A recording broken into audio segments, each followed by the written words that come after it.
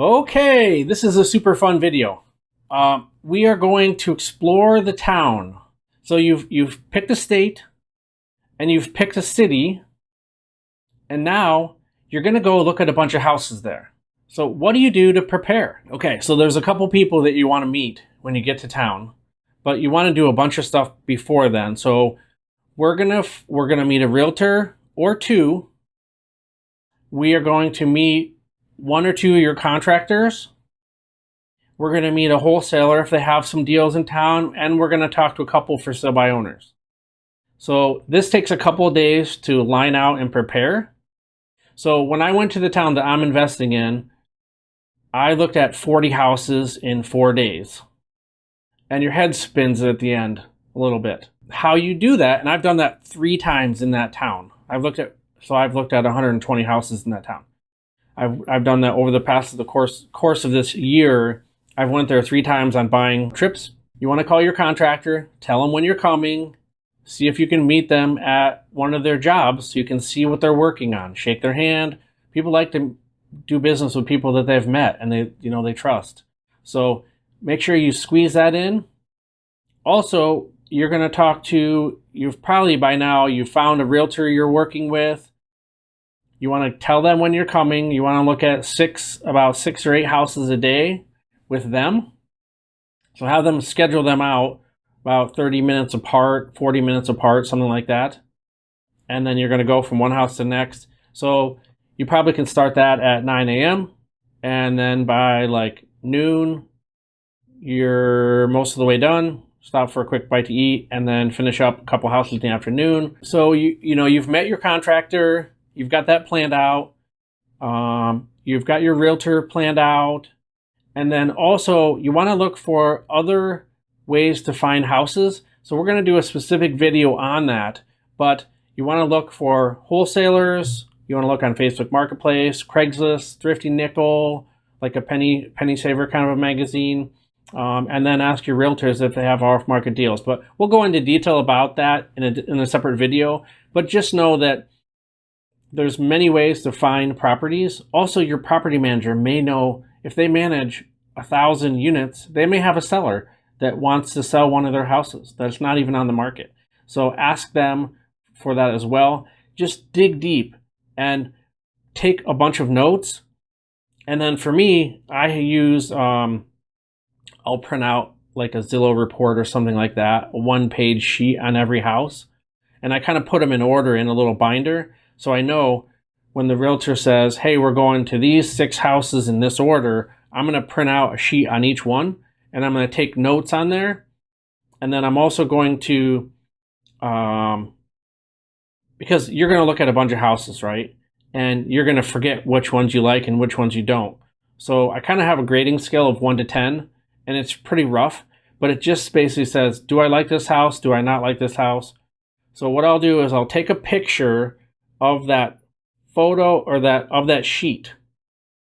And then I'm going to take a front picture of the house and then any other pictures I have of that house. That way, when I sit down at lunch or at the end of the day, I can review every sheet and I can look at all the pictures of the house. It's like, oh, did that one have an air conditioner? Or was the roof okay? I'm going to write as many notes as I can in 3 minutes about the house. And then I'm going to have those a video or some photos, a walkthrough video or some photos to kind of go back and try to remember some of those things on each one. And then on that, I do all that on my phone. And then the last day, I'm probably going to go back to the 3 or 4 I like and walk them again and spend a couple more minutes there. Because then you'll know, okay, I like that blue one on June Street. And this is why, because I like the area and location, all the things we've talked about.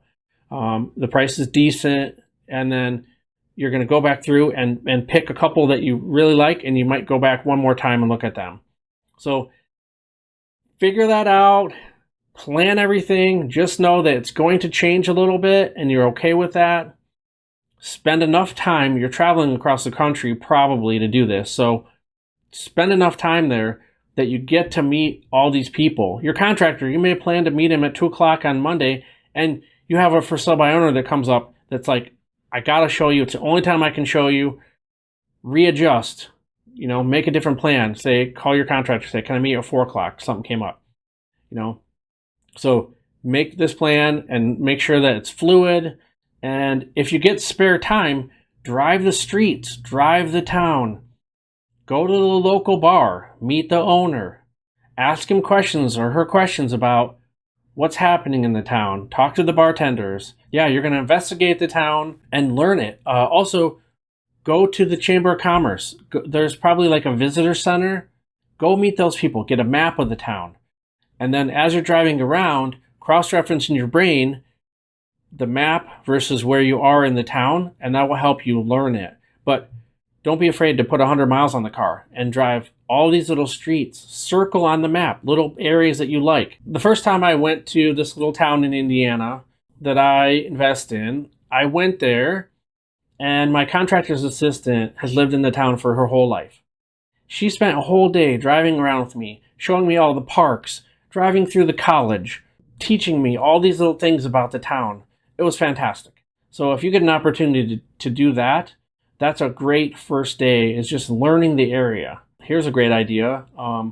When you stay in town, don't stay in a hotel. Stay in an Airbnb and ask the host, what are some things that they like about the town? One thing I did was I sat at the bar and I talked to a guy next to me, and he had lived here all his life. And I said, what are the 3 things that I should do in this town that, if I'm a tourist and I'm only here for one day, what are the 3 things I should see?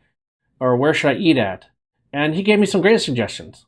So, ask people and you'll learn the town way more. Why do you need to learn the town, right? So you're going to be putting your hard-earned money into this place that you live far away. So you want to get a feel for it. Like, are the people nice? Does the town seem like it's growing? When you drive around, are there new buildings or is it kind of old and stale? You'll get a feel for that at the Chamber of Commerce. You'll get a feel for that even at the bar, talking to one of the people there that say, oh man, this place is growing like crazy.